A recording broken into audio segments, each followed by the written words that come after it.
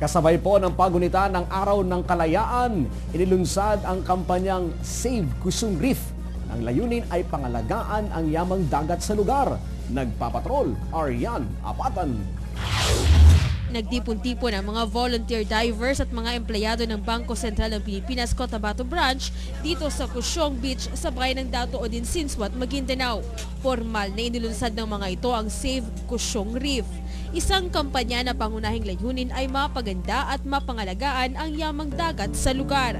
Sa pamamagitan ng Save Kusyong Reef, gagawa ng mga dome na magiging artificial coral reef at magsisilbing tirahan ng mga isda.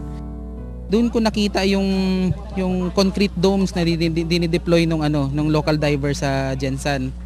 Actually ngayon 5,000 and counting yung domes na na-deploy nila along shores ng Maasim, Sarangani.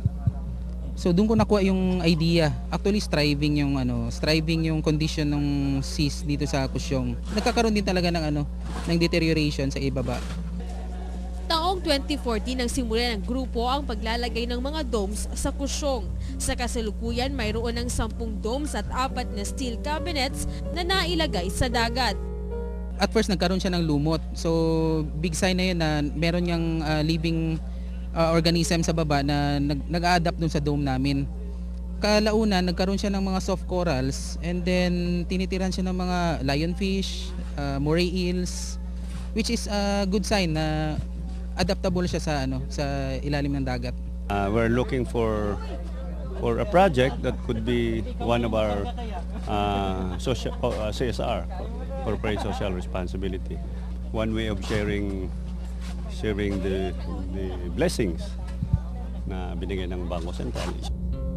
Maliban sa paglulunsad ng proyektong Save Kusyong Reef, nagsagawa rin ng dome ang mga volunteers ng grupo, kabilang na ang mga empleyado ng BSP Cotabato na nakatakda namang magsagawa ng cleanup drive sa lugar sa susunod na buwan. Arian Apatan, ABS-CBN News.